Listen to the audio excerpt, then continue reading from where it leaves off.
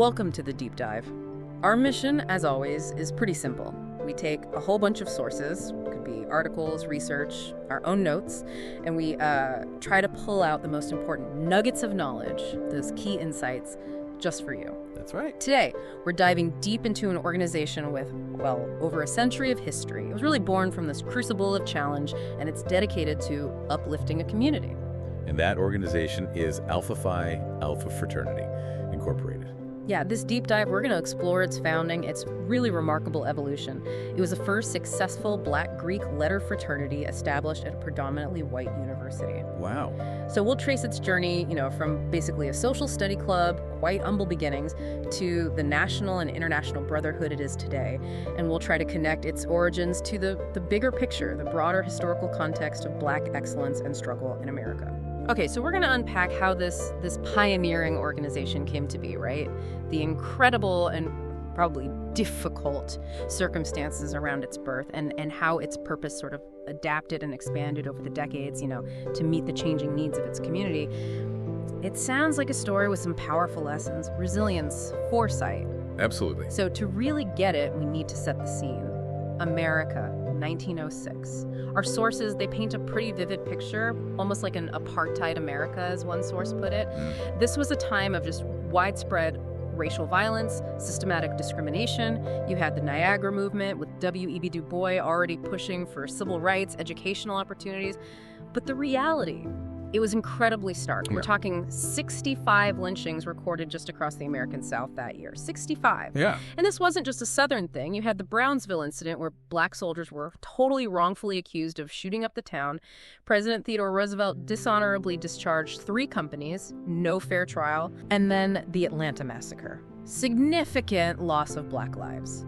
It forced the editor of The Voice of the Negro, Jesse Max Barber, to actually flee the city. So, intense times. Intense is putting it mildly. And what's really striking is how pervasive this segregation was. It was systemic. Even up north, in institutions like Cornell University, despite its founder, Ezra Cornell's motto, what was it? I would found an institution where any person can get information in any subject. Sounds inclusive. Sounds inclusive, right. But in practice, strict social segregation was enforced. Imagine the profound toll this constant isolation took on the morale, the well-being of Black students. Yeah.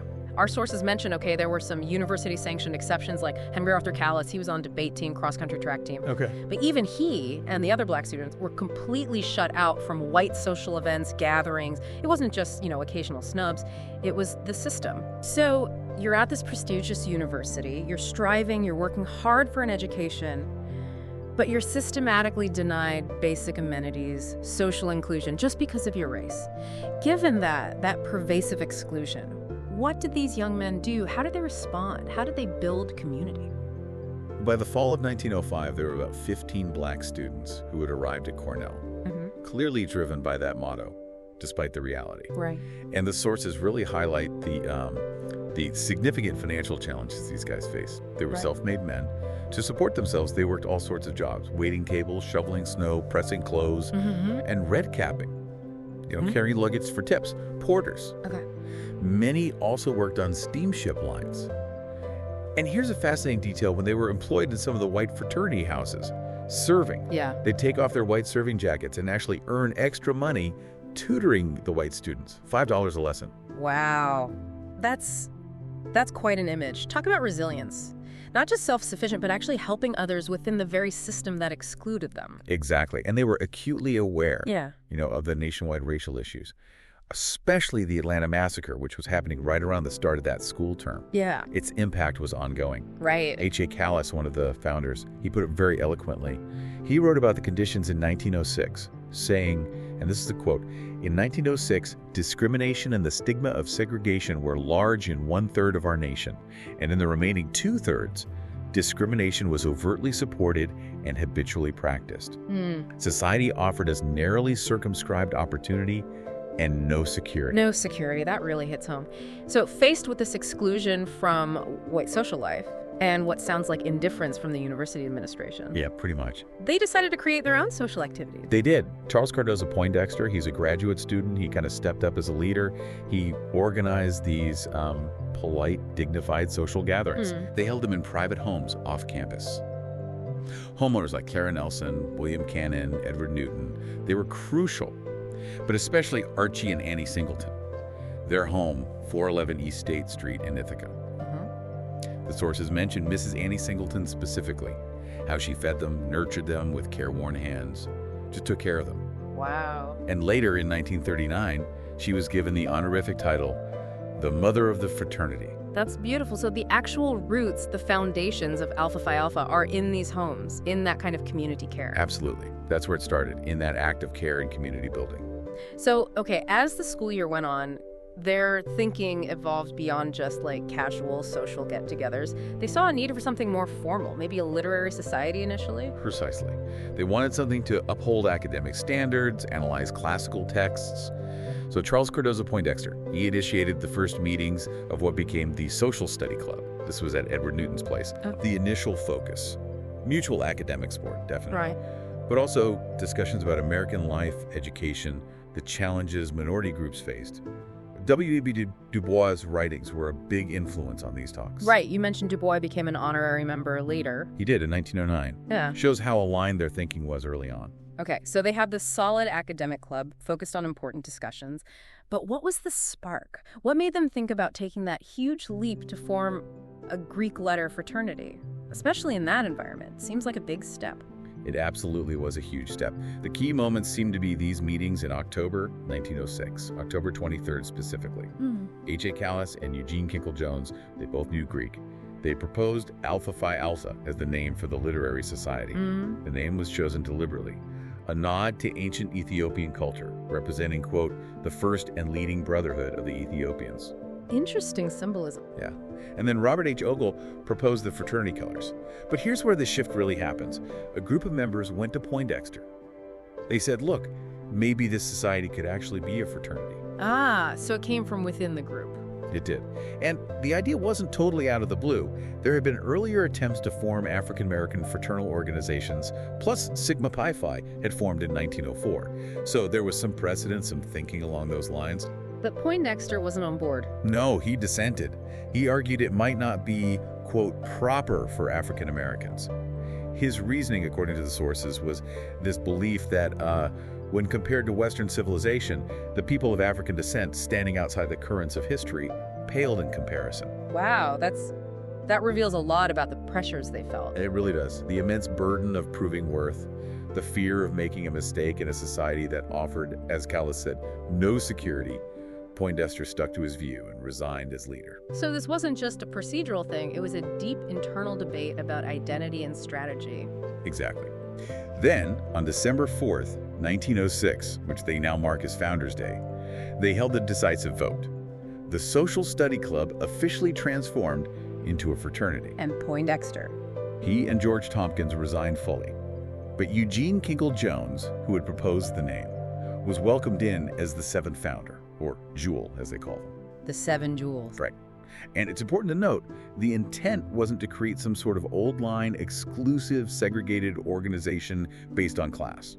That wasn't the vision. Okay. And the sources do acknowledge Poindexter's significant early leadership, even though he disagreed at the end. Sadly, he passed away in 1913, so he never saw the organization really mature. That internal struggle, though, it really underscores the weight of that decision. It wasn't just picking a name or colors. It was about defining who they were and what they stood for in that incredibly hostile world. So they make this courageous decision. What happens next? Well, things move fast after that. The founding seemed to unleash a lot of energy and meet a real need. In December 1907, so just a year later, Eugene Kinkle-Jones and Nathaniel Allison Murray went down to Howard University and established Beta Chapter. Howard, right. That became known as the mother pearl of Black Greek letter organizations, didn't it? That's the one. A really significant step. And just 2 weeks after that, Gamma Chapter was founded at Virginia Union College. So boom, boom. Expansion started quickly. And you see the formalization happening too. Like in 1908, they incorporated as Alpha Phi Alpha Fraternity of Cornell University. Right, still tied to Cornell initially. But then by 1909, the supreme power transfers to the General Organization of the Alpha Phi Alpha Fraternity of the United States and Canada. And that gets incorporated in D.C. in 1912. Exactly. That shift from just a Cornell chapter to a national body that's crucial for its growth and influence. Were there immediate challenges to this expansion, besides the obvious societal ones? Oh, definitely.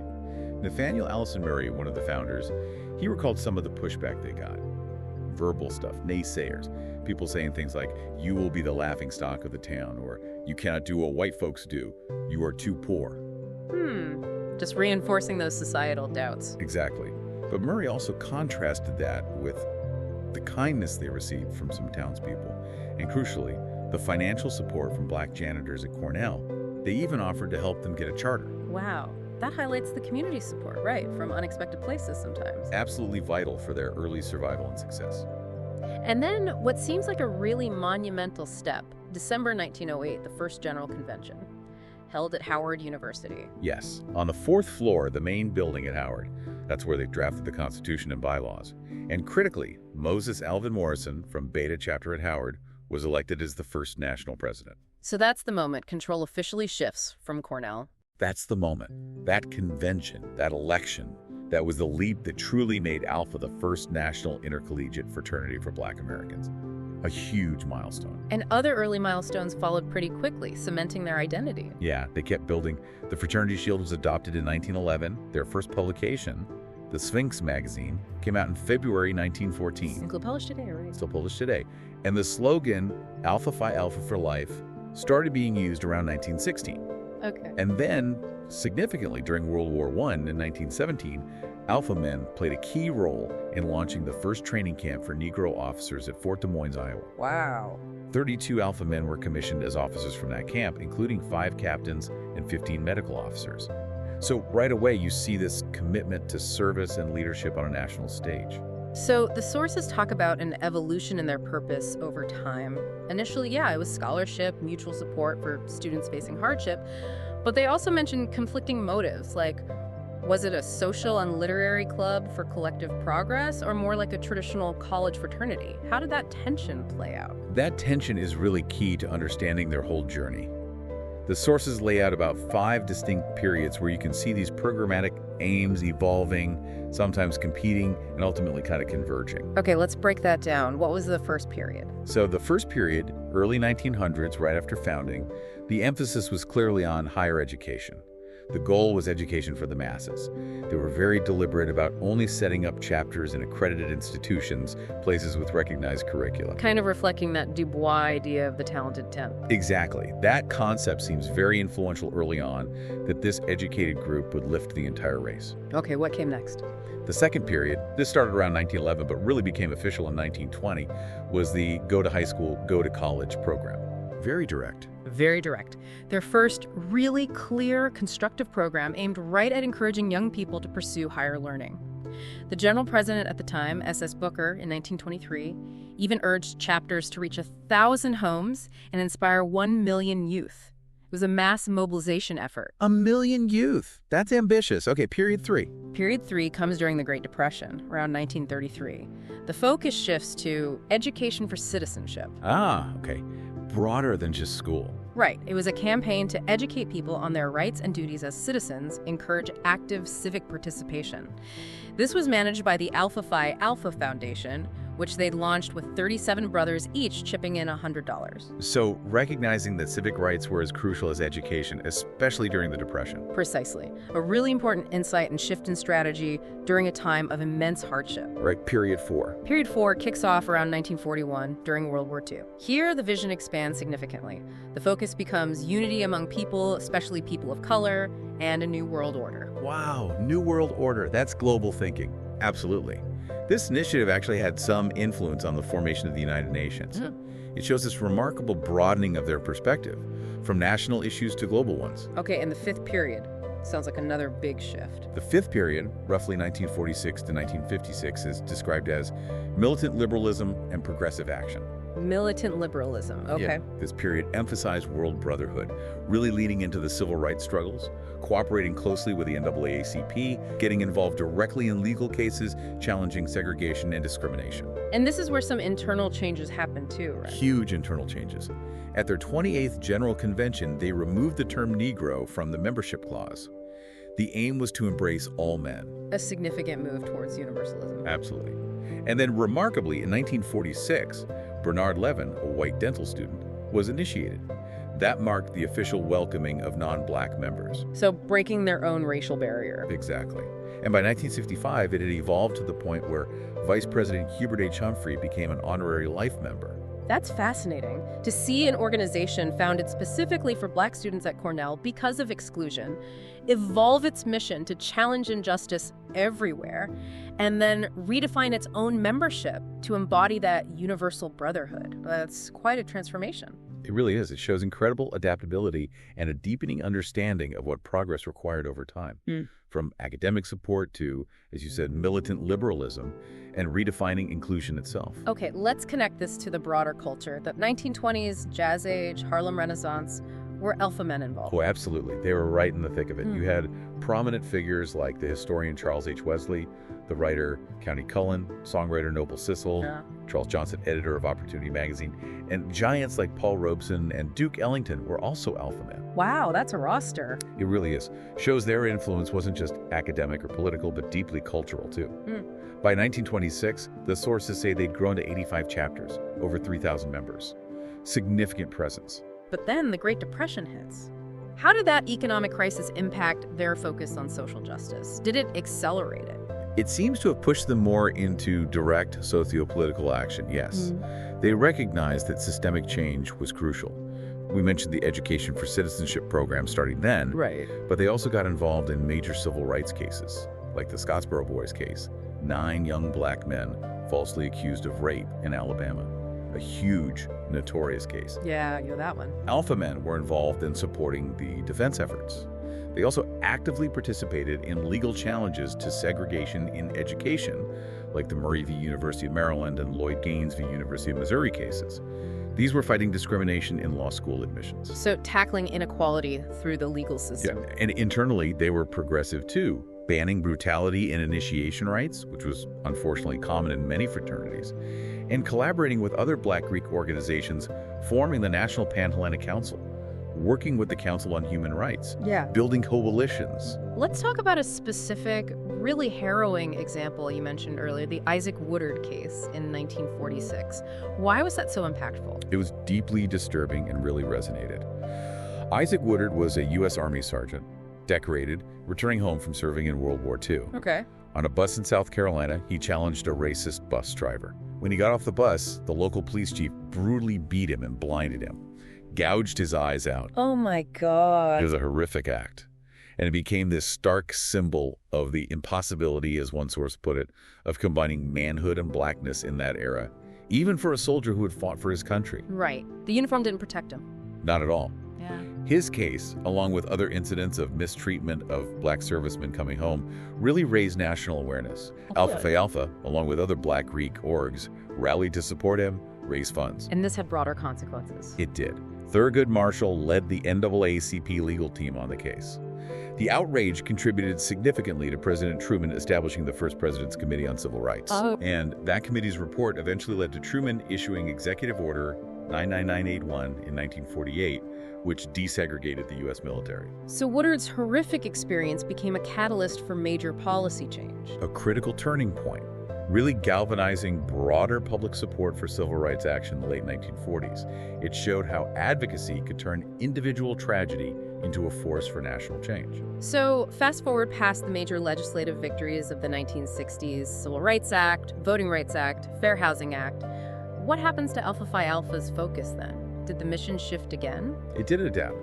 With those major legal frameworks in place, Alpha Phi Alpha, like many other Black organizations focused on racial uplift, shifted more towards community service and philanthropy. Okay. They were certainly still involved in the '60s struggle, urging President Eisenhower on segregation earlier, creating a freedom fund to support students in sit-in demonstrations. Yeah. But by the 1970s, you see more focus on things like eliminating ghettos, promoting affordable housing in cities, addressing the ongoing economic and social disparities.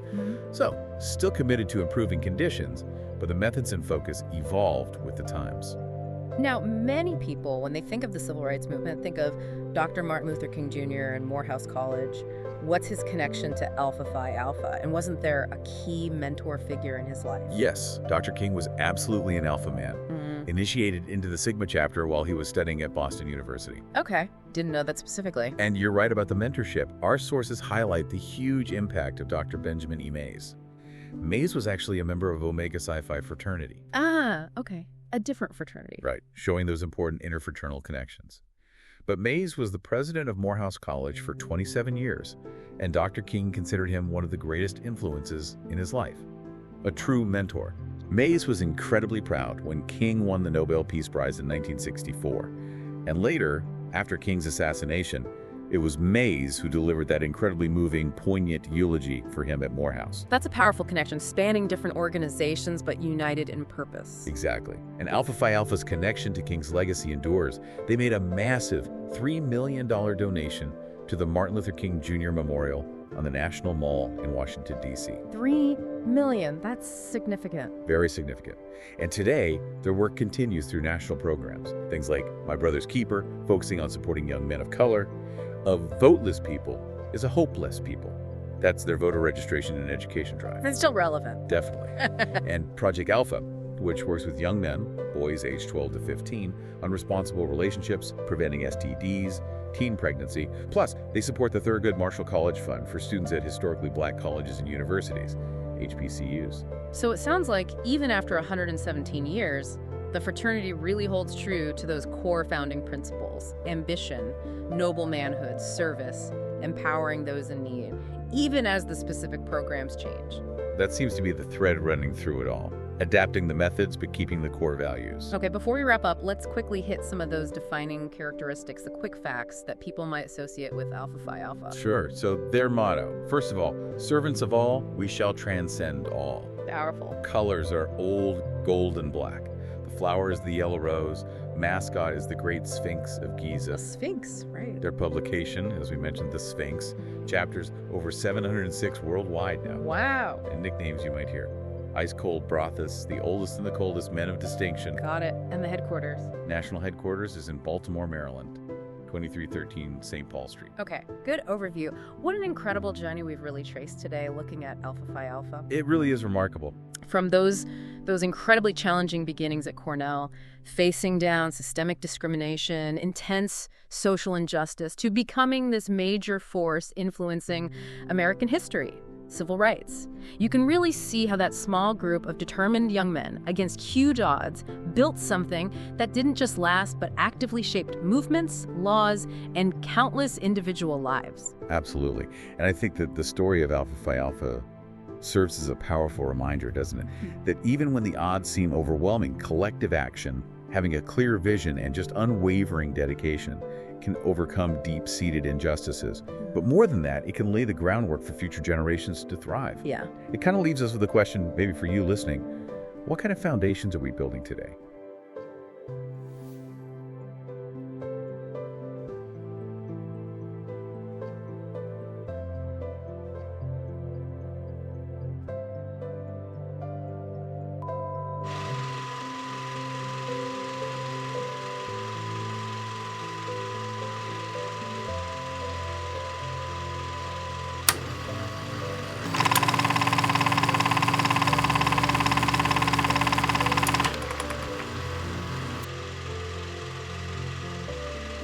Thank you for listening to this podcast brought to you by Quest Excel Multimedia LLC.